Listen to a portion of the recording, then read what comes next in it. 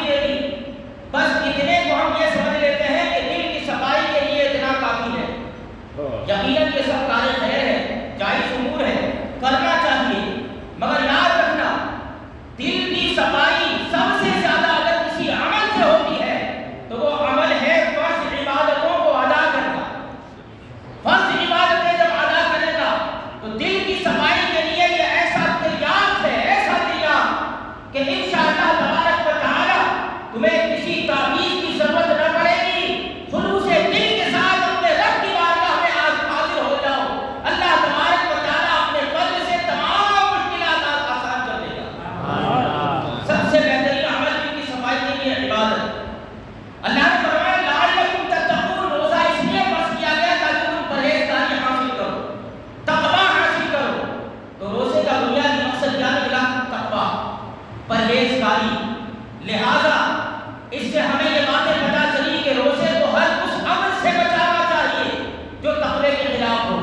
جھوٹ بولنے، غیبت کرنے، بے حیائی کی بات کرنے، بے شرمی اور بدعنوانی پر مشتمل کلام کرنا، اسی طرح کسی کے بارے میں چغلی کرنا، جھوٹ بولنا، گناہ کی بات کو دیکھنا، گناہ کی بات کو سننا، گناہ کی باتوں کا دل میں خیال آنا، ہر وہ بات جو تقوی کے خلاف ہو اس سے اپنے روزے کو صاف رکھیں، پاک رکھیں. کیونکہ روزہ تقویٰ پیدا کرنے کے لیے ہے، دل میں اللہ کا خوف پیدا کرنے کے لیے ہے. پھر آگے اللہ فرماتا ہے ایام معدودات، کہ یہ روزے گنتی کے دن ہیں. گنتی کے دن کون سے دن؟ مشہور حدیث مشکات شریف میں بھی ہے. اللہ کے نبی صلی اللہ علیہ وسلم نے فرمایا الشہر ہاکذا و ہاکذا، کہ مہینہ یا تو اتنے کا ہوتا ہے یا اتنے کا. اس سے مراد ہے مہینہ چاند کا مہینہ یا تو 29 کا ہوتا ہے یا 30 کا، دونوں میں سے کوئی ایک ہوگا، 29 کا ہوگا یا 30 کا. پھر آگے فرمایا صوموا لرؤیتہ وافطروا لرؤیتہ، لہذا رمضان کا چاند دکھے تو روزے رکھنے کی شروعات کرو، اور شوال کا چاند دیکھو تو روزے رکھنے کو ختم کرو. تو اس سے ہمیں پتا چلا کہ ایام معدودات سے مراد رمضان المبارک کا پورا مہینہ مراد ہے. لہذا ان لوگوں کو سبق حاصل کرنا چاہیے جو لوگ بطور مذاق بھی کہتے ہیں ہم نے پورے مہینے کا روزہ رکھا، پہلا رکھ لیا، 29 واں رکھ لیا یا 30 واں رکھ لیا. اس طرح ہم نے شروعات بھی روزے سے کر دی اور ختم بھی روزے سے کیا. اس طرح ہم نے سارے مہینے کا روزہ رکھا. بطور مذاق بھی یہ بات بولتے ہیں، جبکہ مذاق کے انداز میں بولنا ایک گناہ الگ ہے. مگر یاد رہے کہ اس حدیث سے ہمیں پتا چلا کہ پورا مہینہ رمضان کا، اس کا ہر دن روزہ رکھنا فرض ہے. وہ قرآن مجید کی آیت سے بھی پتا چلا اور اس حدیث سے بھی پتا چلا. یہ ہے رمضان کا اصل محل. اسی لیے فقہا فرماتے ہیں کہ رمضان کا سبب، روزے کا سبب رمضان کا مہینہ پانا. اس کی دلیل وہ آیت جو میں نے پیش کی تھی، سورہ بقرہ کی آیت فمن شہد منکم الشہر فلیصم، تم میں سے جو روزہ رمضان کا مہینہ پا لے تو اس پر لازم ہے، فرض ہے کہ روزہ رکھے، فرض ہے کہ روزہ رکھے. لہذا وہ روزہ چھوڑ نہیں سکتا، روزہ رکھ رہا ہے. یہ سارے مسائل ان لوگوں کے لیے ہے جو روزے دار ہیں. اور آج ہم دیکھتے ہیں ہمارے معاشرے میں، جب ہم چھوٹے تھے تو بہت کم لوگ ایسے نظر آتے تھے جو روزہ چھوڑتے تھے، بہت کم لوگ، اور وہ بھی اتنی حیا کرتے تھے کہ رمضان کے مہینے میں کھلے عام کھاتے پیتے نہیں تھے. ایک خوف تھا، رمضان کا ایک احترام تھا. مگر آج ہم جس حالات سے گزر رہے ہیں، مسلمانوں کی کوئی ایسی بستی ہوگی جہاں پر سارے لوگ رمضان کا احترام کرتے ہوں، سارے لوگ روزہ رکھتے ہوں، لیکن اکثر جگہ پہ یہی نظر آیا کہ رمضان کا مہینہ ہے، کوئی شرم و حیا نہیں، کوئی پاس و لحاظ نہیں، کوئی خوف خدا نہیں. ہم بازاروں میں کھلے عام کھاتے ہیں، کھلے عام بیڑیوں کے کش کھینچتے ہیں، کھانسی کھا کھا کے سینے کے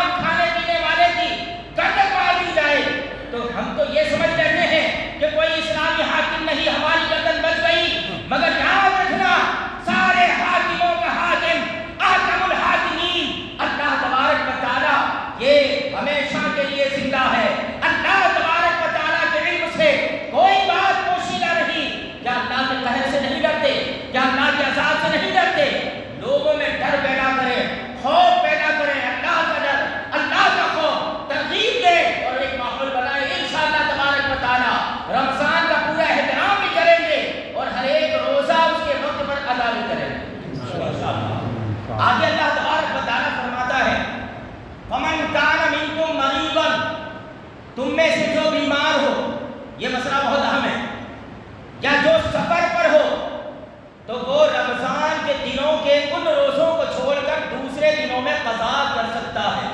اس مسئلے کو تفصیل سے سمجھیں۔ یہاں مرض اور بیماری سے کیا مراد ہے کہ ہلکا سا زکام ہو گیا، یا تھوڑے بہت ہاتھ پاؤں میں درد ہو گیا، یا ہلکا سا جو ہے بخار یا نزلہ زکام وغیرہ ہے، تو کیا یہ مریض، یہ مرض جو ہے روزہ چھوڑنے کا عذر بنے گا؟ نہیں، ہرگز نہیں۔ یہاں مرض کا مطلب یاد رکھنا ایسی بیماری کہ جس کے بڑھنے یا جس کے ہونے سے بدن کے کسی عضو کے تلف ہونے، یا بدن میں سخت کمزوری آنے، یا آدمی کے ہلاک اور موت کا شکار ہو جانے کا ڈر ہو، ایسی بیماریاں یہاں مراد ہے۔ حضور صدر الشریعہ علیہ رحمت و رضوان بہار شریعت میں ارشاد فرماتے ہیں کہ مریض کو اگر یہ ظن غالب ہے، ظن غالب کسے کہتے ہیں یہ سمجھیں، یہ شریعت کی زبان ہے، یہ فقہ کی اصطلاح ہے۔ ظن غالب کہیں گے کسے؟ ظن غالب کا مطلب یہ ہوتا ہے کہ آپ کو یقین تو نہ ہو مگر یقین کے قریب ہو، جس کو ہم اپنی زبان میں بولتے ہیں لگ بھگ 98%، 99%، 90%، یہ ظن غالب ہے۔ یہ ظن غالب صرف وہم ہونا یا صرف شک ہونا کافی نہیں، صرف وہم کی بنیاد پر یا شک کی بنیاد پر روزہ نہیں چھوڑ سکتا، ظن غالب ہونا چاہیے۔ حضور صدر الشریعہ فرماتے ہیں اگر مریض کو یہ ظن غالب ہے کہ روزہ رکھنے کی وجہ سے بیماری بڑھ جائے گی، یا دیر سے اچھی ہوگی، دیر سے شفا یابی ہوگی، یا وہ ہلاک ہو جائے گا، تو اس صورت میں وہ دن جن دنوں میں وہ بیمار ہے روزہ چھوڑ سکتا ہے، اس شرط کے ساتھ کہ جب وہ تندرست ہو جائے تو اس کی قضا کرے، اس کی قضا کرنی ہے۔ پھر آگے فرمایا وَإِن كُنتُمْ عَلَىٰ سَفَرٍ۔ اچھا، ایک ظن غالب کے بارے میں یہ بھی بتا دوں کہ ظن غالب حاصل کیسے ہوگا۔ وہ اس طرح حضور صدر الشریعہ فرماتے ہیں کہ روزہ رکھنے کی وجہ سے اگر بیماری کی علامتیں ظاہر ہو، یا آدمی کو تجربہ ہے کہ جب میں روزہ رکھتا ہوں یہ بیماری بڑھ جاتی ہے، جیسے بلڈ پریشر ہائی ہو جاتا ہے، اٹیک کا خطرہ ہو جاتا ہے، یا شوگر بڑا ہائی ہو جاتا ہے، کہ آدمی کے کڈنی پر اثر پڑ جائے، یا کسی عضو کے تلف ہونے کا خطرہ ہو، تجربے سے ثابت ہو، تو یہ عذر ہوا۔ پھر تیسری بات بتاتے ہیں اگر تجربہ بھی نہیں، علامت بھی ظاہر نہیں، تو مسلمان متقی غیر فاسق حاذق یعنی ماہر طبیب اگر تمہیں یہ کہے کہ تم روزہ چھوڑ سکتے ہو تو اجازت ہے۔ اب آپ سوچیں کہ ایسا حکیم کہاں ڈھونڈیں گے جو متقی بھی ہو، فاسق بھی نہ ہو، نیک ہو، عالم بھی ہو، پرہیزگار ہو، ایسا حکیم کہاں سے ڈھونڈیں گے؟ اس زمانے میں اکثریت ایسے حکیم کو دنیا میں ناپید ہو گئے، آپ کو دور دور تک نہ ملے ایسے حکیم۔ حضور صدر الشریعہ علیہ رحمہ اور متاثرین علماء نے بیان فرمایا کہ ایسے مسائل میں جہاں ایک ماہر اور طبیب، ماہر اور حاذق طبیب کی رائے کی ضرورت پڑتی ہے، وہاں پر موجودہ وقت کے وہ ڈاکٹر اگرچہ فاسق ہو یا کافر مگر اس کا علاج پورے علاقے میں مشہور ہو کہ بڑا ماہر ڈاکٹر ہے، اور اس کا تجربہ اور وہ جو کہتا ہے وہ قریب قریب صحیح ثابت ہوتا ہے، یا ایسا کرے کہ چند ڈاکٹروں سے وہ کیا کرائے، علاج کروائے، چیک اپ کرائے، اور سب کی رائے ایک ہو کہ روزہ رکھنے کی صورت میں یہ بیماری بڑھے گی، تمہیں خطرہ ہوگا، کوئی عضو تمہارا، کوئی بدن کا کوئی بھاگ خراب ہو جائے گا، یا تم مر جاؤ گے، یا بیماری بہت بڑھ جائے گی، بدن نہایت کمزور ہو جائے گا۔ اگر اس طرح سے تمہیں علم حاصل ہو تو وہ بھی اس زمانے میں ظن غالب میں معتبر ہے، اور اس کی بنیاد پر بندہ روزہ چھوڑ سکتا ہے۔ یہ اس زمانے میں، کیونکہ اب ایسے حکیم رہے نہیں، تو لائق و فائق ڈاکٹر کہ جن کے علاج مشہور ہیں، ایسا نہیں کہ کسی بھی جھولا سب چھا یا سڑک چھا بھینس کے ڈاکٹر سے آپ نے پوچھ لیا، نہیں چلے گا۔ ڈاکٹر کیسا ہونا چاہیے؟ حاذق و ماہر، اور جس کے بارے میں شہرت بھی ہو، اس کا علاج بڑا پاورفل ہوتا ہے، یا اس کے یہاں علاج کرواؤ تو اکثر لوگوں کو شفا مل جاتی ہے، فائدہ ہوتا ہے۔ اس طرح کے جو ڈاکٹرز ہوں، اور ان میں بھی بہتر یہ ہے کہ مسلمان تلاش کریں، کیونکہ وہ بحیثیت مسلم عبادت کے سلسلے میں تمہیں وہی بات بتائے گا کہ وہ بھی یہ سوچے گا کہ کہیں غلط بتا دوں گا تو اس آدمی کی عبادت جائے گی، جس کی وجہ سے میں بھی گنہگار ہوں گا۔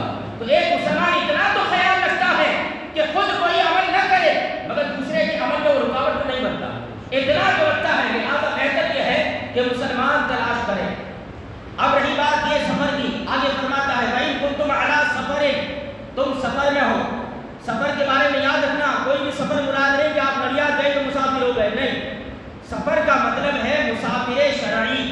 سفر شرعی کسے کہتے ہیں؟ یہ مسئلہ ہماری نماز سے بھی تعلق رکھتا ہے، قصر کے مسائل میں، اور روزے میں بھی اس کا تعلق ہے۔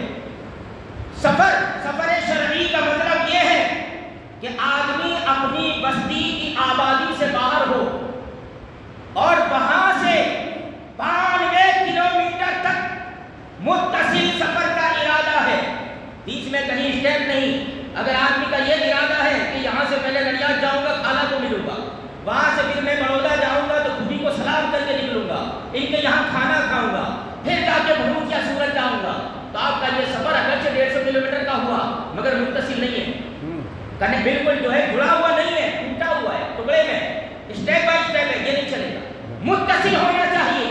ہاں اگر درمیان میں ضرورت پڑی اور حاجت شرعی کی وجہ سے رکے کہ پیشاب پاخانہ اس کی حاجت سے فارغ ہونا ہے، یا بھوک لگی تو کھانے کے لیے رک گئے، یا نماز کا وقت ہوا تو نماز کے لیے رک گئے، تو اس طرح کا رکنا سفر میں رکاوٹ نہیں کہلائے گا۔ لیکن اگر پہلے سے ارادہ بنایا کہ وہاں رکیں گے، پھر آگے جائیں گے، پھر وہاں رکیں گے، یہ سفر متصل نہیں۔ 92 کلومیٹر اس طرح جانا ہے، اور یہ بھی یاد رکھیں 92 کلومیٹر کہاں سے کہاں تک، آپ کے گھر کی دہلیز سے نہیں، آپ جس شہر یا گاؤں میں رہتے ہیں اس کی حد سے باہر نکلو، وہاں سے شروع کریں گے، حد جہاں ختم وہاں سے شروع ہوگا، اور جس شہر میں جانا ہے اس کی حد شروع ہو وہاں تک، اندر میں داخل ہونے کے بعد کا شمار نہیں کریں گے، اور نکلتے وقت اندر میں جتنے کلومیٹر ہے وہ نہیں گنیں گے۔ بستی کے باہر ہونا، یوں کہہ لیجیے 2 منزلوں کے بیچ کا فاصلہ 92 کلومیٹر، اور وہاں 15 دن رکنے کا آپ کا ارادہ نہیں تو آپ مسافر شرعی ہے۔ اور یہ بھی یاد رکھنا کہ روزہ آپ کا سفر کے اندر آنا چاہیے، روزے میں سفر نہیں۔ جیسے آپ نے صبح تو اپنے گھر کی، اور دوپہر میں آپ کو جانا ہے سورت، آپ بس میں بیٹھے تو آپ کا آدھا دن تو آپ کے گھر گزرا ہے، تو اس صورت میں آپ کو روزہ چھوڑنے کی اجازت نہیں ہے۔ ہاں اگر آپ مسافر ہو گئے اور اس درمیان میں روزہ آیا تو اگر سفر کی وجہ سے پریشانی آئے گی تو روزہ چھوڑنے کی اجازت ہے۔ قرآن مجید میں ہے وَإِن كُنتُمْ عَلَىٰ سَفَرٍ فَعِدَّةٌ مِّنْ أَيَّامٍ أُخَرَ، مگر اس صورت میں بھی بہتر یہ ہے کہ آج کا سفر تو بہت آسان ہے، پہلے گھوڑوں پر، گدھوں پر، کھچروں پر، اونٹوں پر پیدل سفر ہوتے تھے، کھلے ہوتے تھے، دھوپ کی وجہ سے کھوپڑی کا سارا بھیجا ابل کے جوس بن جائے، اتنی گرمی۔ آج تو الحمدللہ ہم اے سی گاڑیوں میں سفر کرتے ہیں، یا کم سے کم دھوپ سے بچانے والی سواریاں اور جلدی پہنچانے والی سواریاں، آرام دہ سیٹوں والی سواریاں ہیں۔ لہذا اس زمانے میں بہتر یہ ہے کہ روزہ نہ چھوڑے، رکھ لے، کیونکہ آدمی کا حال یہ ہے کہ وقت پہ فرض ادا نہیں کرتا، وقت گزر جانے کے بعد کیا کرے گا؟ اگر وہ چھوڑ دے گا سفر کی وجہ سے، آگے سستی کی وجہ سے رکھ نہیں پائے گا، اس لیے بہتر یہ ہے کہ اس زمانے میں رکھ لے۔ یہ ہے سفر کا مسئلہ۔ اب آئیے کچھ وہ باتیں جو اس زمانے میں روزے کے تعلق سے عموماً لوگ پریشان رہتے ہیں ان مسائل میں، کہ روزہ کب ٹوٹے، کیسے ٹوٹے، اس کی قضا کب، کفارہ کب، بڑا تفصیلی مسئلہ ہے اور لمبا وقت چاہیے اس کے لیے۔ مختصر سا وقت ہے، میں چند اہم باتیں آپ کے سامنے پیش کر دوں گا۔ نمبر 1 کہ ہمارے بدن میں ہزاروں سوراخ ہیں، اتنے سوراخ کہ آپ گن نہ سکو، مگر ان میں 4 بڑے سوراخ ہیں کہ جن کے ذریعے اگر کوئی چیز داخل کی جائے تو وہ یا تو جٹھر میں پہنچتی ہے یا دماغ میں پہنچتی ہے۔ اور یہ یاد رکھنا، بدن کے کسی سوراخ سے کوئی چیز داخل کی اور وہ آدمی کے شکم یعنی جٹھر میں پہنچ گئی، جس کو معدہ کہتے ہیں اور ہماری گجراتی میں جٹھر کہتے ہیں، اس میں پہنچ گئی یا دماغ تک چل گئی تو اس صورت میں روزہ ٹوٹ جائے گا، یہ یاد رکھیں گے۔ لہٰذا اگر کسی نے منہ کے اندر کوئی رنگین دھاگا چوسا اور چوسنے کی وجہ سے اتنا اس کا اثر آیا کہ اس سے کچھ رطوبت نکلی اور نکل گیا، یا رنگ کی وجہ سے حلق میں مزہ محسوس ہوا، دھوپ پر غالب اور حلق میں مزہ محسوس ہوا تو روزہ ٹوٹ جائے گا۔ اسی طرح کہ دانت میں کوئی زخم ہوا، خون نکلا، اب چاہے وہ خون دھوپ کے برابر ہو یا دھوپ سے زیادہ ہو یا دھوپ سے کم، بہرحال اگر خون کا مزہ حلق میں محسوس ہوا تو اس صورت میں روزہ ٹوٹ جائے گا، یہ یاد رکھیں گے۔ اور اب ناک اور کان کے بارے میں یہ بہت اہم مسائل ہیں، جیسے شہری کے وقت میں عموماً ایسا ہوتا ہے کہ ہمارے کچھ بھائی ایسے ہوتے ہیں کہ سوئے ہیں اٹھا رہے ہیں 5 بجے سے 4 بجے سے 3:30 بجے سے، اٹھ رہا ہوں، آخر میں 10 منٹ ہوتی ہے، اس 10 منٹ میں ننگا نہائے کیا، نچوڑے کیا، ایسی پوزیشن، اور اس میں وہ ہڑبڑا اٹھے گا, جلدی جلدی منہ دھوئے گا اور پٹافٹ سحری کی کوشش کرے گا. اس درمیان میں وہ کھاتے کھاتے اس کے منہ میں کچھ چیزیں چپکی رہ جاتی ہیں, کچھ چیزیں. پھر ان میں بھی ہمارے وہ حضرات کہ جو پان گٹکا وغیرہ کے عادی ہے, میں بھی کھاتا ہوں, پان گٹکا وغیرہ کے عادی ہے, تو وہ کیا اس آخر وقت میں پان چبانے بیٹھتے ہیں, گٹکا کھانے بیٹھتے ہیں, اور دانتوں میں اس کا ایک مادہ باقی رہ جاتا ہے. یہ یاد رکھنا بڑا سنگین مسئلہ ہے. وہ جلد بازی میں جو لوگ گزرتے ہیں ان کے لیے بہت امپورٹنٹ ہے. اگر دانتوں کے اندر کوئی چیز اٹک گئی, چاہے کھانا ہو یا سپاری ہو, اور چنے کی مقدار ہے اور نکل گیا, تو روزہ گیا. کب؟ صبح صادق کے بعد. صبح صادق کے بعد جب سے روزہ شروع ہوتا ہے. روزے کی شروعات کہاں سے ہوتی ہے؟ قرآن مجید میں فرمایا وَكُلُوا وَاشْرَبُوا حَتَّى يَتَبَيَّنَ لَكُمُ الْخَيْطُ الْأَبْيَضُ مِنَ الْخَيْطِ الْأَسْوَدِ مِنَ الْفَجْرِ, کہ کھاؤ اور پیو جب تک کہ تمہارے لیے کالا دھاگا, سفید دھاگا کالے دھاگے سے الگ نہ ہو جائے فجر کا. جب یہ آیت نازل ہوئی تھی تو شروع میں من الفجر نہیں تھا, صرف اتنی تھی کلوا واشربوا حتى يتبين لكم الخيط الابيض من الخيط الاسود, اتنی تک تھی. ایک صحابی عدی بن حاتم, انہوں نے کیا کیا کہ رات میں 2 دھاگے اپنے پاؤں میں باندھ لیے, ایک کالا ایک سفید, اور رات بھر دیکھتے رہے, رات بھر دیکھتے رہے. انہیں پتہ ہی نہیں چلا کہ کب سفید دھاگا کالے دھاگے سے الگ ہوگا. پوری رات دیکھتے رہے. صبح میں حضور کی بارگاہ میں آئے اور کہا یا رسول اللہ, میں رات میں دیکھ دیکھ کے تھک گیا, مگر سفید دھاگا کالے دھاگے سے الگ ہی نہیں ہوا. تو حضور نے فرمایا کہ آیت میں دھاگا مراد نہیں ہے, کالے دھاگے سے مراد رات ہے اور سفید دھاگے سے مراد صبح صادق ہے.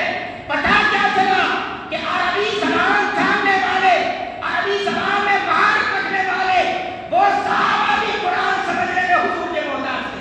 آج اہل حدیث یہ جگہ جگہ آیت پڑھتے ہیں اور کہتے ہیں قرآن میں ہے وَلَقَدْ يَسَّرْنَا الْقُرْآنَ لِلذِّكْرِ فَهَلْ مِن مُّدَّكِرٍ. قرآن تو سمجھنے کے لیے آسان ہے کوئی سمجھنے والا؟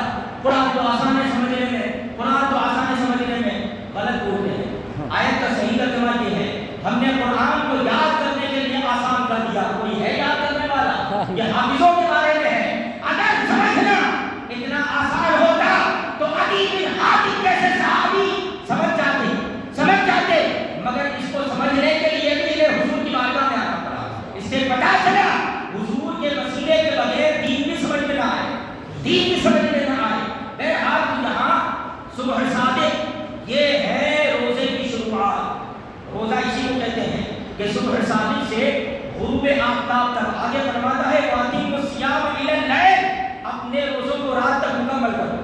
اس سے مراد ہے غروب آفتاب. صبح صادق سے غروب آفتاب تک اپنے آپ کو کھانے پینے اور جماع سے روکے رکھنے کا نام اللہ کی عبادت کی نیت سے یہ عمل ہو تو اسے شریعت کی زبان میں روزہ کہا جاتا ہے. یہ ہے روزہ. تو یاد رکھنا, اگر وہ چیز دانتوں میں اٹکی تھی اور صبح صادق کے بعد نکل گیا, چنے کے برابر تھی, تو اس صورت میں روزہ جائے گا. خیال رکھیں. تو یہ روزے سے پہلے منہ کو اچھی طرح صاف کریں, ستھرا کریں, اور بڑا وقت رہتا ہے, جلدی اٹھ جائیں اور اطمینان سے آپ سحری کریں, پیٹ بھر کے کھائیں, اور اس کے بعد اتنا وقت رہے کہ منہ کی صفائی ہو اور اچھی طرح سے منہ سے جتنی بھی چیزیں ہیں نکال دی جائے. یہ تو چنے کے برابر کی بات. اگر دانتوں میں مان لیجیے کہ کوئی گوشت کا ریشہ اٹکا ہے اور ہم نے صاف کیا اور کسی نے اس کو باہر نکالا, نکالنے کے بعد پھر کھا گیا, تو چنے سے چھوٹی چیز نکالنے کے بعد کھائے گا تو روزہ ٹوٹ جائے گا. یہ ہے منہ کا مسئلہ. اب ایک منہ کا مسئلہ اور بہت اہم, عام طور سے یہ مسئلہ ہے کہ لوگ یہ سمجھتے ہیں کہ وامٹ ہے اس سے روزہ ٹوٹ جاتا ہے, مطلقاً حکم دیتے ہیں. نہیں, آپ باہر شریعت میں دیکھیں, سمجھیں مسئلہ کہ آپ مطلق جو ہے وامٹ پر روزہ توڑنے کا حکم دیں گے, ایسا نہیں ہے. 2 صورتوں میں, وامٹ کی 2 صورتوں میں روزہ ٹوٹتا ہے, باقی میں نہیں. نمبر 1 کہ وامٹ اگر کرے گا تو جان بوجھ کر کرے گا, یا جان بوجھ کر نہیں ہوگی, بلا اختیار ہوگی, اس کا کوئی اختیار نہیں, کوئی اس کا اثر نہیں, بغیر اختیار کے ہوگی. یہ مسئلہ سمجھیے گا, غور سے سمجھیے گا. یا تو جان بوجھ کر کرے گا یا جان بوجھ کے نہیں, خود بخود ہوئی. دونوں کی صورت یاد رکھیں. پہلے جان بوجھ کر والے کو سمجھیں. اگر کسی نے جان بوجھ کر طے کی, منہ میں ہاتھ ڈال کے طے کی وامٹ کی جان بوجھ کر, یا کوئی ایسا عمل کیا جس سے وامٹ ہو جائے, طے کی جان بوجھ کر اور منہ بھر ہوئی. منہ بھر کسے کہتے ہیں؟ اتنی زیادہ کہ آپ اگر اسے روکنا چاہیں تو بڑی طاقت لگانا پڑے, بڑی اسے کہتے ہیں منہ بند ہے۔ اگر جان بوجھ کر کی اور روزے دار ہونا یاد ہے، یہ بھی شرط ہے، روزے دار ہونا یاد ہے اور منہ بھر ہے تو مطلقاً روزہ ٹوٹ جائے گا، چاہے واپس جائے یا نہ جائے، مطلقاً روزہ ٹوٹ جائے گا۔ یہ ایک صورت۔ دوسری صورت کہ جس میں وامل میں روزہ ٹوٹتا ہے کہ اگر بلا اختیار ہوئی، اس میں کوئی اس کا اختیار نہیں مگر منہ بھر تھی اور اس نے اپنے ارادے سے کچھ اس میں واپس انڈیل لی اگرچہ چنے برابر، تو اس وامل سے روزہ ٹوٹ جائے گا۔ یہ دو صورتیں ہیں۔ ان کے علاوہ اگر منہ بھر نہیں ہے، اگرچہ جان بوجھ کر ہو، اور اسی طرح منہ بھر نہیں ہے، بلا اختیار ہے اور وہ حلق میں واپس چلی گئی تو روزہ نہیں ٹوٹے گا۔ اس سے ایک مسئلہ یہ بھی پتا چل گیا کہ کھٹی لگا یا تیکھی لگا جس میں کچھ کھانا حلق سے منہ میں آتا ہے پھر واپس چلا جاتا ہے تو اس سے روزہ نہیں ٹوٹے گا۔ روزہ ٹوٹنے کی دو ہی صورت ہے، دونوں میں منہ بھر کہ پہلی صورت کہ جان بوجھ کر اور اسے روزے دار ہونا یاد ہے اور منہ بھر ہے تو اگر سے واپس لوٹائی یا نہ لوٹائی مطلقاً روزہ گیا، اور اگر بلا اختیار ہے، منہ بھر ہے اور کچھ واپس لوٹا دی تو روزہ ٹوٹے گا، ورنہ عموماً وامل میں روزہ نہیں ٹوٹتا۔ اب اہم نئے مسائل، انہیلر سونگھنا روزے کی حالت میں، منہ کی بات کی اور ناک کی بات، کان کی بات کہ ناک کے سلسلے میں انہیلر جانتے ہیں، وہ ایک لمبی آتی ہے جس کو سنتے ہیں، اس کا ہم لوگ بولتے ہیں یہ سونگھنے کی وکس لیا، ایسا بولتے ہیں لوگ، تو یہ سونگھنے کا انہیلر آتا ہے۔ اسی طرح ناس لینا اور یہ بھی یاد رکھنا کہ ہمارے منہ میں یا منہ کے ذریعے یا ناک کے ذریعے ہمارے بدن میں جو چیزیں جاتی ہیں نا وہ تین طرح کی ہوتی ہے۔ ایک وہ کہ جس سے آدمی بچ ہی نہیں سکتا جیسے ہوا یا اڑنے والا غبار یا اسی طرح جو ہے دھواں، اور ایک وہ کہ جس سے آدمی بچ تو سکتا ہے مگر اس کی حاجت اس سے وابستہ ہے، جیسے بھٹی میں کام کرنے والے لوگ یا اسی طرح کوئلے میں کام کرنے والے لوگ، اسی طرح یہ چکی چلانے والے، آٹا پیسنے والے لوگ، تو یہ دو صورتیں معاف ہوتی ہیں۔ اس سے اگر کوئی چیز چلی گئی تو روزہ نہیں ٹوٹے گا۔ لیکن اگر جس میں آدمی بچ سکتا ہے، حاجت وابستہ نہیں، تو ایسی صورت میں اگر ناک یا منہ کے ذریعے کوئی چیز اندر ڈالی تو روزہ ٹوٹ جائے گا، جیسے انہیلر یا ناس سونگھا، یا آج کل ہم دیکھتے ہیں بازارات پر خاص کر رمضان میں لوگ یہ سمجھتے ہیں کہ غروب آفتاب سے پہلے مزار پر لبان دانی کرنا ضروری ہے، یہ ضروری سمجھتے ہیں۔ ایسے موقع میں بہت سارے ہمارے دینی بھائی وہاں ہوتے ہیں اور لوگوں کو عادت ہوتی ہے ایسے کر کے لبان لینے کی، تو اگر ایسے کر کے اس نے لیا اور کھینچا اپنے ناک سے اپنے ارادے سے تو روزہ ٹوٹ جائے گا۔ ہاں اگر اس نے کھینچا نہیں، یوں ہی چلا گیا تو روزہ نہیں ٹوٹے گا، لیکن اگر ارادے سے کھینچا تو یاد رکھنا بہتر یہ ہے، ہمارے اولیاء کاملین وہ تو اتنے قریب ہیں کہ اگر ہم روزے کے احترام کے لیے افطاری کے بعد اگر لبان دانی کریں تب بھی راضی رہیں گے انشاءاللہ، بڑے قریب لوگ ہیں۔ لہٰذا یاد رکھیں کہ انہیلر سونگھا یا ناک میں بام لگائی اور ذرات دماغ تک پہنچ گئے تو روزہ ٹوٹ جائے گا۔ اب کان کی بات، کان میں اگر کسی نے دوا ڈالی یا کسی نے تیل ڈالا تو اس صورت میں روزہ ٹوٹے گا۔ پانی اگر نہاتے وقت چلا گیا تو روزہ نہیں ٹوٹے گا، لیکن اگر کسی نے دوا ڈالی یا تیل ڈالا تو روزہ ٹوٹے گا۔ اور یوں ہی ایک اہم مسئلہ یاد رکھنا، آنکھ میں دوا ڈالنے سے یا ڈراپ ڈالنے سے روزہ نہیں ٹوٹتا۔ عموماً لوگ جو ہے توبہ دیتے ہیں، اتنا آسان نہیں ہے بھائی، فقہائے کرام کو پڑھیں، کتابوں کا مطالعہ کریں، فتاویٰ مرکزی دارالفتہ بریلی شریف، بہار شریعت ہو گئی، فتاویٰ یہ اپنے فتاویٰ امجدیہ دیکھیں، فتاویٰ فیض الرسول دیکھیں، فتاویٰ فقیہ ملت دیکھیں، فتاویٰ بحر العلوم دیکھیں، ان کتابوں کو دیکھیں اور مسئلہ ایسے علماء سے پوچھیں جن کو اس میں مہارت ہو، ان سے رابطہ کریں اور یہ مسائل سمجھیں۔ تو یہ یاد رکھنا، آنکھ میں دوا ڈالنے سے روزہ نہیں ٹوٹتا، سرما لگانے سے روزہ نہیں ٹوٹتا، عطر لگانے سے روزہ نہیں ٹوٹتا، تیل لگانے سے روزہ نہیں ٹوٹتا، یہ سب آپ کر سکتے ہیں، اس میں آپ کو اختیار ہے۔ اور ایک اہم مسئلہ کہ انجیکشن روزے کی حالت میں، یہ بڑا امپورٹنٹ مسئلہ ہے، روزے کی حالت میں انجیکشن۔ اب یاد رکھنا کہ جو انجیکشن یا بوتل چڑھائے جاتے ہیں، تو میں نے آپ کو ایک قاعدہ بتایا تھا کہ بدن کے کسی سوراخ سے کھانے پینے کی چیز یا تو جٹھر میں پہنچے یا دماغ میں، یہ روزہ توڑنے والی ہوتی ہے، ورنہ نہیں۔ اب آپ کسی سائنس پڑھے ہوئے آدمی سے بھی پوچھ لیں، میڈیکل سائنس والے سے، کہ رگ میں جو خون یہ انجیکشن جو یا بوتل چلایا جاتا ہے تو اس صورت میں وہ پانی اور لکوڈ ہمارے خون میں ملتا ہے، اور خون کا دستور آپ جانتے ہیں خون کیسے کام کرتا ہے؟ ہمارے بدن میں خون گردش کر کر کے دل میں پہنچتا ہے، دل پمپنگ کر کر کے پھیپھڑے میں آتا ہے، پھیپھڑا پمپنگ کر کے وہ دل میں پہنچاتا ہے، دل پھر پمپنگ کر کے رگوں میں پہنچاتا ہے، پھر وہی خون سارے بدن میں گھومنے کے بعد واپس پھیپھڑے میں آتا ہے، پھیپھڑے سے پھر دل میں آتا ہے، دل سے پھر رگوں میں، اسی طرح چلتا رہتا ہے۔ یہ خون کبھی بھی گٹھر میں آتا ہی نہیں، لہٰذا پتا چلا کہ جو دوا ڈالی گئی وہ دوا معدے تک پہنچتی ہی نہیں۔ ہاں بلا ضرورت شرعی، اگر شرعی ضرورت نہیں ہے، بلا ضرورت انجیکشن لینا شریف روزے کی حالت میں یہ ناجائز ہے، اس سے بچنا چاہیے۔ بلا ضرورت پودا چلانا ناجائز ہے، اس سے بچنا چاہیے۔ لیکن اگر ضرورت ہو کہ انجیکشن لگانے سے آدمی صحیح ہو جائے گا، روزہ محفوظ ہو جائے گا، تو ایسی صورت میں اگر انجیکشن لے لیا تو روزہ نہیں ٹوٹے گا۔ یہ بھی اس کے لیے آپ دیکھیں فتاویٰ مرکزی دارالفتاء بریلی شریف جو حضور تاج الشریعہ علیہ رحمت و رضوان کا مصدقہ ہے، اس میں بڑی تفصیل کے ساتھ اس مسئلے کو ذکر کیا گیا ہے۔ اسی طرح فتاویٰ فیض الرسول جلد اول میں بھی روزے کے بیان میں یہ مسئلہ مذکور ہے۔ بہرحال اہم ترین کتابوں میں اس کا ذکر ہے۔ یہ تھے روزے کے تعلق سے کچھ اہم اور ضروری مسائل۔ پورے تفصیلی مسائل تو بیان نہیں ہو سکتے، اہم میں نے ذکر کر دیا۔ اللہ تبارک و تعالی ہم سب کو عمل کی توفیق عطا فرمائے۔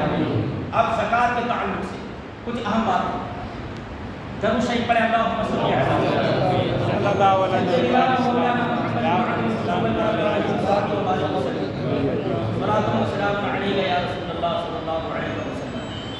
الحمدللہ ہم جس مذہب اسلام کو ماننے والے ہیں، اتنا مقدس مذہب، اتنا مقدس کہ اس نے اپنے دین کے اندر سالانہ اپنے رزق حلال سے اللہ کی راہ میں دان کرنے کو لازمی ضروری قرار دیا ہے۔ یہ ہمارا دین ہے الحمدللہ۔ ہمارے یہاں غربا کا اتنا خیال، فقیروں کا اتنا خیال، مسکینوں کا اتنا خیال، یہ دین متین ہے جس میں زکوٰۃ، یوں کہہ لیجیے کہ ملت اسلامیہ کے جتنے استمبھ ہیں کہ کامل ایمان کے بعد نماز، روزہ، حج اور زکوٰۃ، یہ بھی پانچواں استمبھ ہے، پانچواں پلر ہے دین کا، اور یہ اہم ترین عبادت ہے، اور یہ ایسی عبادت ہے کہ اس کا انکار کرنے والوں سے سیدنا ابوبکر صدیق نے جہاد کیا ہے، اس کا انکار کرنے والوں سے، اور بڑی زبردست جنگ ہوئی ہے۔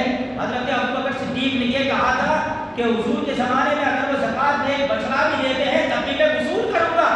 اگر انہوں نے انکار کیا اور زکوٰۃ کے منکر ہوئے تو ابوبکر ان سے جنگ کرے گا، جہاد کرے گا، اور جہاد کیا، جنگ کی، اور ہمیں یہ پتا چلا کہ اسلام میں زکوٰۃ کی کتنی اہمیت ہے۔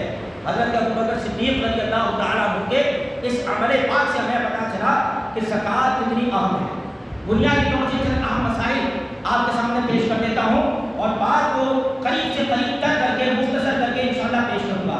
اس کے بھی بڑے تفصیلی مسائل ہیں، اتنے وقت میں سارے مسائل آپ سیکھ جائیں ایسا نہیں ہے، کچھ جو ہے باتیں ہیں اسے سمجھ لیں، اور انشاءاللہ تبارک و تعالیٰ آپ کو بہت کام لگے۔ سب سے پہلے زکوٰۃ واجب ہونے کی شرطیں، نمبر 1 مسلمان ہونا، لہٰذا کافر پر اور مشرک پر زکوٰۃ نہیں ہوتی ہے، یہ مسلمان ہے، مسلمان کے لیے، اور مسلمان سے کون مراد ہے؟ اہل سنت والجماعت ہی مراد ہے، یہ یاد رکھنا۔ جب بھی مسلمان بولا جائے تو اس سے سنی صحیح العقیدہ اہل سنت والجماعت جن کی پہچان اس زمانے میں اعلیٰ حضرت والوں سے ہوتی ہے، یہ یاد رکھنا، یہ ہے اہل سنت والجماعت، یہی مسلمان ہے۔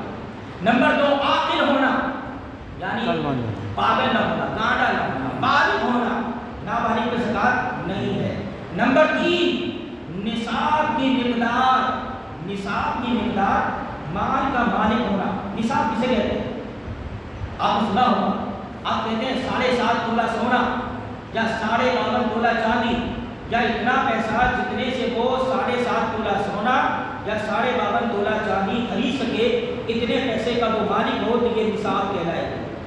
7.5 تولہ، دیکھیے تولہ جو ہے نا، اس زمانے میں ہم بازار میں تولہ لینے کے لیے جائیں گے تو تولہ کتنے گرام کا ہوتا ہے؟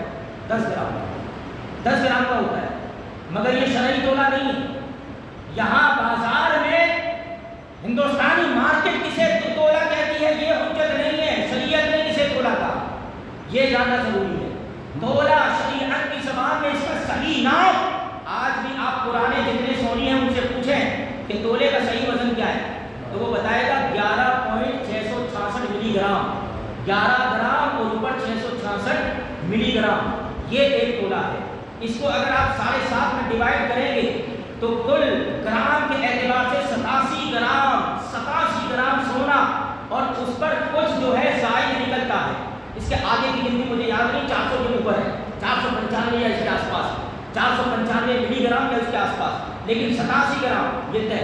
مگر جو ملی گرام ہے وہ آپ ڈیوائڈ کر سکتے ہیں یہ کیلکولیٹر وغیرہ میں کہ 11.666 کو آپ یہ کیا کریں گے، گڑا کار کریں اور اسے گڑا کار کریں کتنا 7.5 میں، تو آپ کے سامنے جو حساب آئے گا وہ ہے شرعی 7 تولے، جو نئے وزن کے اعتبار سے اتنے ہوں گے۔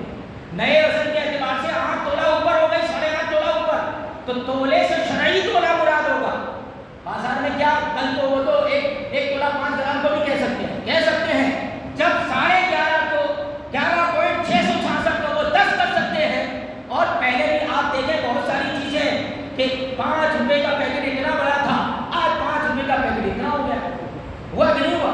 تو یہ بازار والے جو کم زیادہ کریں وہ حجت نہیں، شریعت کا مسئلہ حجت ہے، یہ مانا جائے گا۔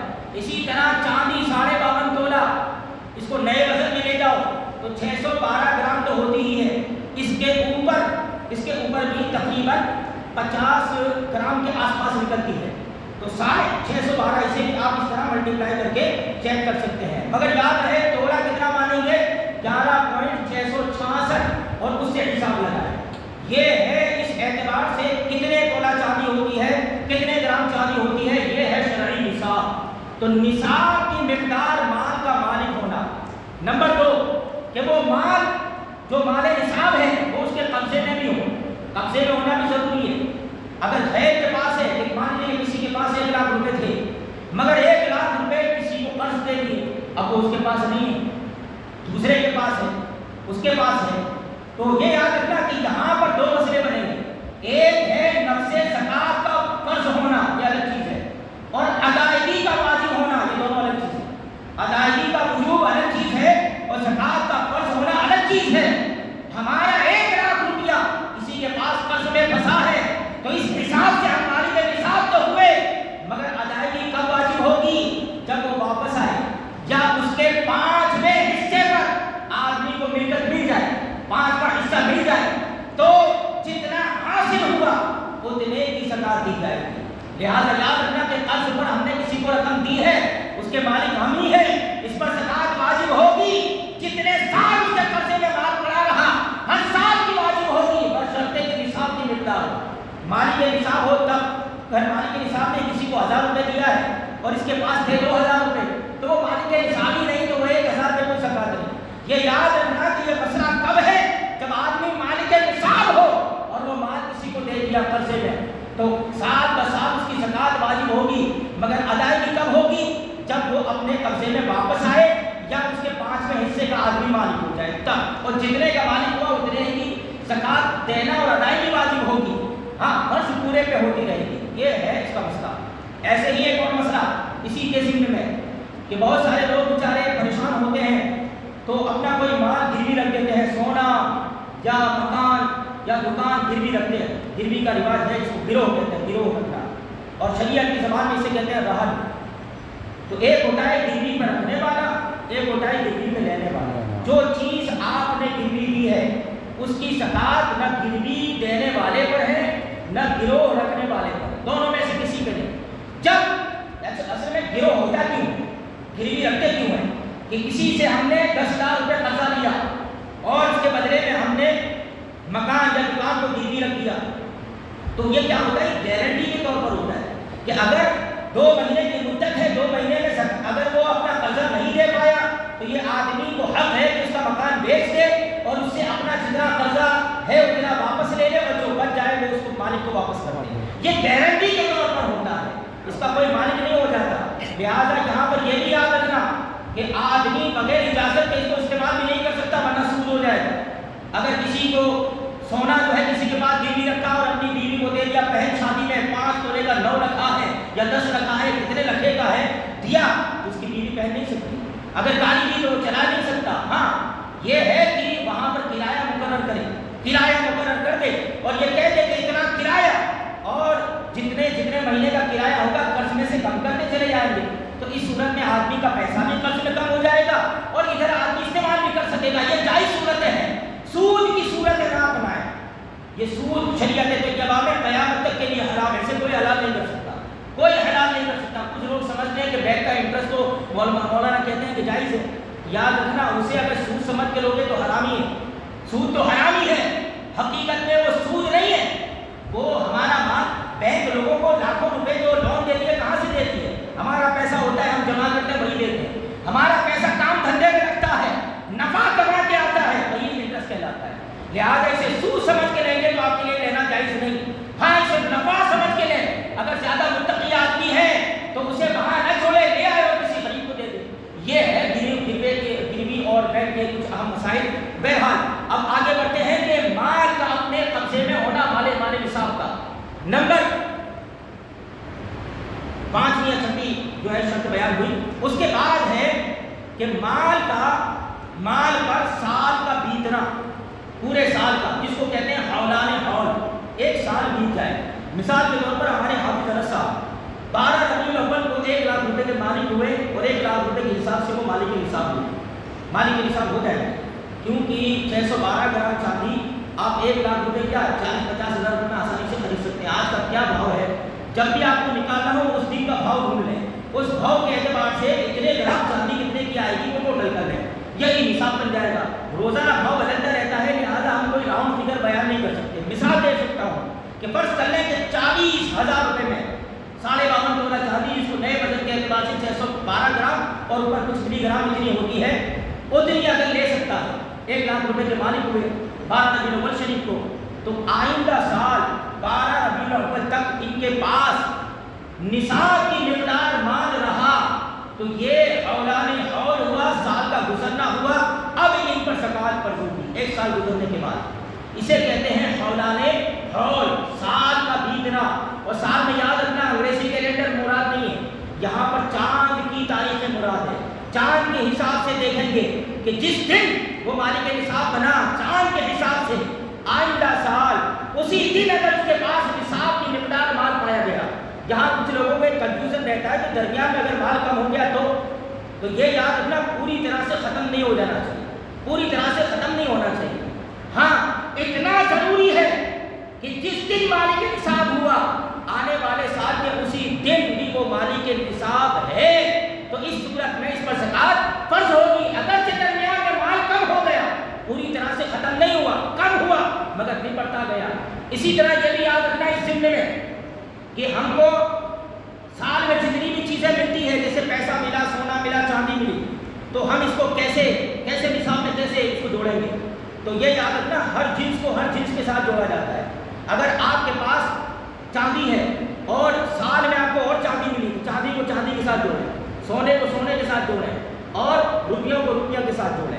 اگر کوئی 7.5 تولہ سونے کے اعتبار سے مالک نصاب ہوا تو اس کی زکوٰۃ کس حساب سے دے۔ 52.5 تولہ چاندی کے حساب سے مالک نصاب ہوا تو اس کے حساب سے دے، پیسے کے حساب سے ہوا تو اس کے حساب سے دے۔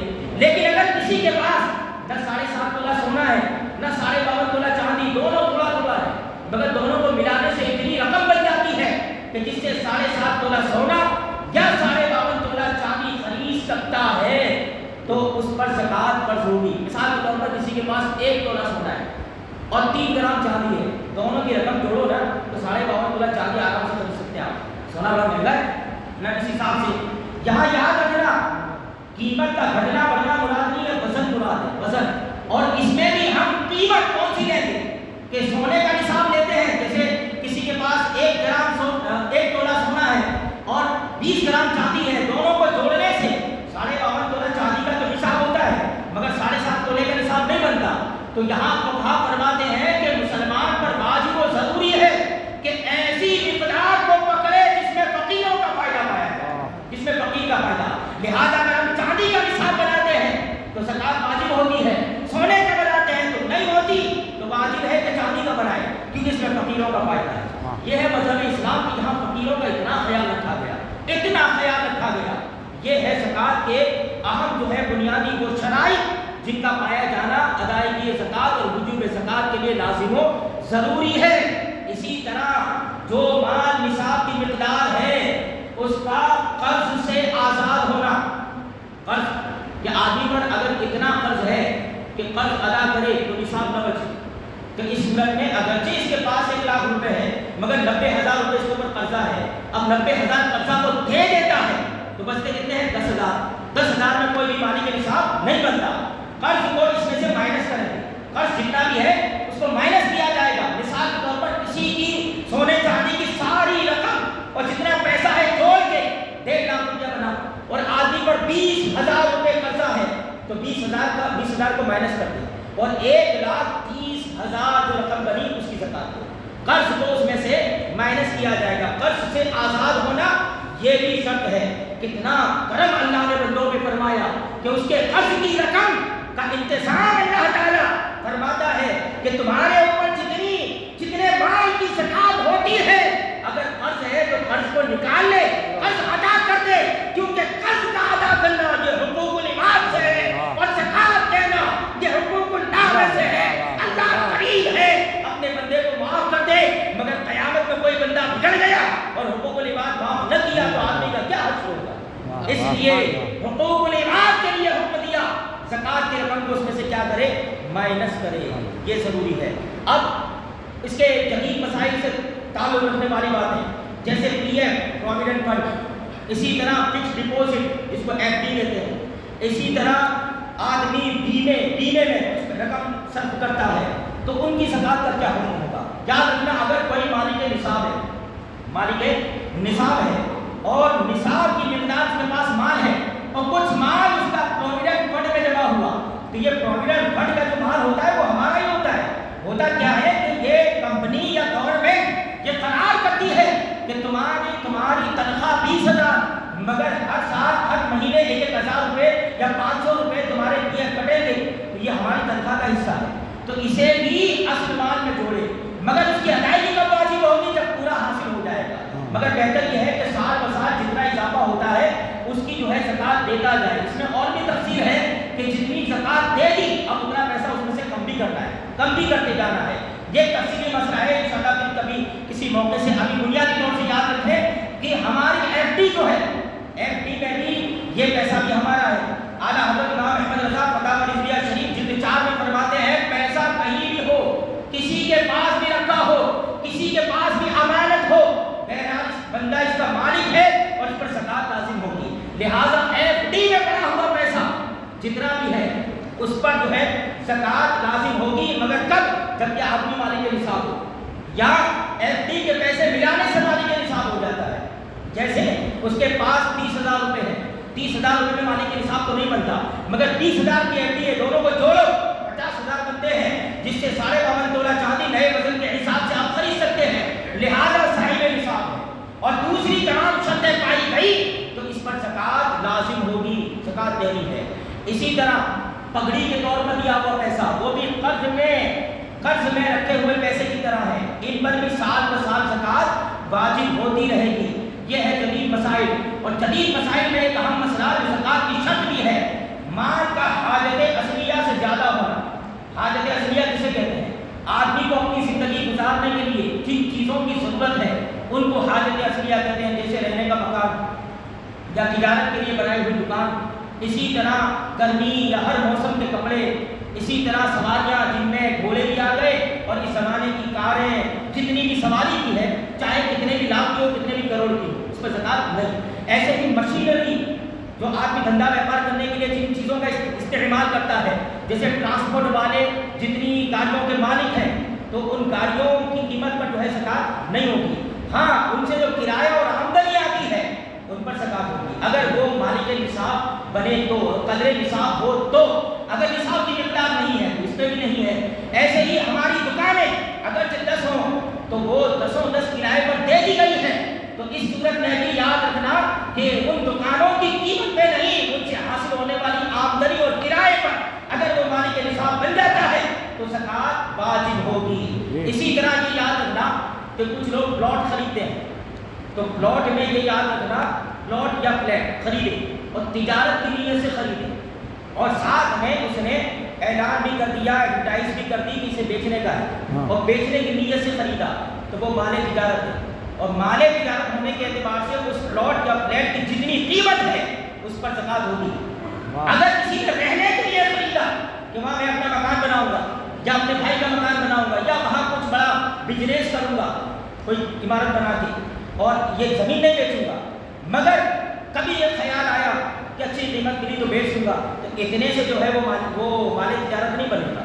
ہاں اگر اس نے ارادہ کیا اور اس کے بعد اعلان بھی کر دیا، ایڈورٹائز بھی کر دی، چند لوگوں کو کہہ بھی دیا کہ اپنا پیٹ کو بیچنے کا ہے، تو اب وہ مال تجارت، اور مال تجارت پر بھی سال بیتے گا اور اس کی قیمت اگر 52.5 تولہ چاندی یا 7.5 تولہ سونے کی مقدار ہے تو اس پر بھی زکات لازم ہوگی، یا اس کی قیمت اور دوسرے جتنے مال ہیں ان کو جوڑنے سے اگر نصاب بن جاتی ہے تو اس صورت میں بھی زکات لازم ہوگی۔ تو یہ یاد رکھنا، اگر تجارت کی نیت سے پلاٹ لیا ہے یا فلیٹ لیا ہے تو مال تجارت بن جائے گا، اس لیے اس طرح کی جو زمینیں ہیں ان پر جو ہے زکات لازم ہوتی ہے۔ اللہ تبارک و تعالی ہمیں اور آپ کو مسائل شرعیہ سیکھنے سمجھنے اس پر عمل کی ہمیں توفیق عطا فرمائے۔ آخر میں ایک پیغام لے کے جائیں کہ شریعت طیبہ میں یہ مسئلہ ابھی باقی رہ گیا کہ زکات کس کو دی جائے گی۔ مصارف زکات ایک الگ مسئلہ ہے، بڑا تفصیلی مسئلہ، ابھی اس کا وقت نہیں، انشاءاللہ علماء کرام آپ کے سامنے بیان کریں گے، مگر یہ مسئلہ تو آپ جانتے ہیں کہ زکات کسی بنو ہاشم کو نہیں دے سکتے۔ بنو ہاشم حضور پاک صلی اللہ علیہ وسلم کے دادا حضرت ہاشم کی جتنی بھی ایماندار اولاد ہیں سب بنو ہاشم، ان کو جو ہے زکات نہیں دے سکتے۔ یہ بنو ہاشم کا مقام یہ ہے الحمدللہ کہ جو ان کا غلام ہے، جس غلام کو بنو ہاشم نے خریدا اور اسے آزاد کر دیا نا، تو اس غلام کا بھی یہ مقام ہے کہ اس کو زکات نہیں دی جا سکتی، وہ زکات نہیں دے سکتا۔ الحمدللہ اس گھر کا غلام بھی بادشاہوں کی طرح زندگی جیتا ہے، یہ اس خاندان کا مقام ہے۔ لیکن اس وقت جو حاکم اسلام ہوتے تھے تو ایک خمس 5واں حصہ مقرر کرتے تھے، ان میں سے اہل بیت اطہار کے مسائل رہتے تھے، مگر اس زمانے میں فقیر ہونے کی حیثیت سے، مسکین ہونے کی حیثیت سے بہت سارے لوگ زکات پاتے ہیں، اور پانے بھی چاہیے، جو لوگ حقدار ہیں ان کو ملنا بھی چاہیے۔ اور فقیر اور مسکین دو باتیں سمجھ رہے ہیں، فقیر کسے کہتے ہیں اور مسکین کسے کہتے ہیں۔ فقیر یہ جو نہیں کہ راستے میں مانگنے آ گئے، شریعت کی زبان میں جو بھی مالک نصاب نہیں اور خیر سید ہے، مسلمان ہے اور خیر سید ہے، تو وہ شریعت کی زبان میں کہلائے گا فقیر۔ اگر مالک نصاب نہیں ہے تو شریعت کے اعتبار سے وہ ہے فقیر۔ اور مسکین کسے کہتے ہیں؟ جس کے پاس کچھ نہ ہو، نہ ایک وقت کا کھانا بلکہ اس کو کھانے کے لیے مانگنا پڑے، اور بھیک مانگنا اسی مسکین کو جائز ہے، فقیر کو بھی جائز نہیں ہے۔ شرعی فقیر کو بھیک مانگنا جائز نہیں ہے، بھیک مانگنا صرف مسکین کو جس کے پاس کچھ نہیں اور کھانے کے لیے اسے مانگنا پڑے گا، اسی کو بھیک مانگنا جائز ہے۔ اس کے سوا ہر کسی کو نہیں۔ جو پیشہ ور لوگ ہیں ان کے بینک بیلنس میں میں نے ایک ایسا فقیر دیکھا ہے، مجھے کہہ رہا ہے حضرت میرے کھاتے میں 15 لاکھ روپے ہیں، مگر زکات تو ہمارا حق ہے، ہم کو لیں گے، معاذ اللہ رب العالمین۔ تو یہ یاد رکھنا، اگر جن کا مالک نصاب ہونا مشہور ہے تو ان کو زکات نہیں دینی۔ جو فقیر شرعی فقیر ہے، بہت سارے ہمارے معاشرے میں بیچارے اتنے غیرت مند لوگ ہیں کہ جو حقیقت میں فقیر ہے، لائق ہے، مگر غیرت کی وجہ سے مانگتے نہیں ہیں، تو ایسے لوگوں کا بھی شریعت نے خیال کیا اور فرمایا کہ اگر زکات کہنے سے وہ نہیں لیں گے تو ان کو یہ کہہ کے بھی دے سکتے ہیں تیرے بچوں کا خرچ ہے، تیرے بچوں کی مٹھائی کا پیسہ تیرے لیے ہبہ ہے، یہ کہہ کے بھی اگر زکات کا مال دے دیا، اس نے قبول کر لیا تو آپ کی زکات ادا ہو جائے۔ بہت سارے غیرت مند لوگ ہیں جو اس وجہ سے نہیں مانگتے، تو ان کا خیال کریں اور حقدار تک پہنچائیں۔ مگر اہل بیت اطہار کے لیے ہمارے پاس کیا طریقہ ہے؟ زکات تو دے نہیں سکتے، صدقہ واجبہ دے نہیں سکتے، اور اسلامی حکومت ہے نہیں۔ بہت سارے سادات جگہ جگہ بہت سارے گاؤں میں بہت سارے علاقوں میں موجود ہیں، ان کے لیے ہم کیا کر رہے ہیں؟ ان کے لیے کیا کر رہے ہیں؟ ان کے لیے آپ اپنا جو ہے بہت بڑا دائرہ نہ بنائیں۔ ایک محلے والے یہ سوچیں کہ ہمارے محلے میں کوئی سید کا گھر ہے، تو جتنے لوگ ہیں سب لوگ خلوص دل کے ساتھ ہر مہینہ 100 روپیہ نکالیں، جتنی رقم جمع ہو بڑے ادب کے ساتھ، اور اس نیت سے نہیں دانی کی مدد کرنے جا رہے ہیں، نہیں، بلکہ اس نیت سے کہ اللہ نے ہمیں توفیق دی کہ آل نبی کی خدمت کر رہے ہیں، اس نیت کے ساتھ ان کی بارگاہ میں بطور ہدیہ اور تحفہ پیش کریں۔ یہ طریقہ اپنائے، ورنہ ہم نے ایسے لوگ بھی دیکھے کہ بیچارے ہیں سید مگر وہ زکات اکٹھا کرتے ہو گئے، وجہ کیا کہ کوئی حل نہیں ہے ان کا، اور وہ ان کی حالت ایسی ہے کہ وہ کما نہیں سکتے اور ان کی پوزیشن ایسی آ گئی تو کیا کریں؟ ہاں ایسا کر سکتے ہیں، اعلیٰ حضرت نے ایک حیلہ بیان کیا ہے کہ کسی غیر سید کو سارے مال کا مالک بنا دے، زکوٰۃ صدقہ جو بھی ہو، پھر اسے کہے کہ تو اللہ اور اس کے رسول کی رضا کے لیے اس سید کی خدمت کر دے، تو وہ اپنے مال میں سے جو دے گا تو وہ سید کے لیے زکوٰۃ نہیں۔ یہ حدیث سے ثابت ہے، مشکوٰۃ شریف میں حدیث ہے کہ حضور صلی اللہ علیہ وسلم ایک مرتبہ ایک صحابیہ کے گھر گئے جہاں اکثر آپ جایا کرتے تھے۔ حضور نے فرمایا کچھ کھانے کے لیے دو، تو انہوں نے کچھ پنیر اور کھجوریں پیش کی۔ حضور نے فرمایا ہنڈی میں کیا ہے؟ تو وہ کہنے لگی یا رسول اللہ یہ تو گوشت ہے۔ تو حضور نے فرمایا مجھے گوشت دو۔ تو وہ عورت کہنے لگی یہ تو صدقے کا ہے۔ تو حضور نے فرمایا یہ تیرے لیے صدقہ ہے، میرے لیے نہیں، تو نے قبول کر لیا، تو اب اگر تو مجھے دے دی تو وہ تحفہ اور ہدیہ ہے، اور تیرا لینا یہ صدقہ لینا ہے۔ لہذا یہ طریقہ اپنایا جا سکتا ہے کہ اس ہیلے کے ذریعے اہل بیت اطہار کی اگر کسی نے خدمت کی تو انشاءاللہ یہ دینے والا اور وہ لے کے دینے والا سب کو اللہ تعالیٰ ثواب کثیر عطا فرمائے گا۔ لہذا یہ سارے اہم مسائل ہیں، ان کے لیے ان کے تدارک کے لیے ہمیں کوششیں کرنی چاہیے۔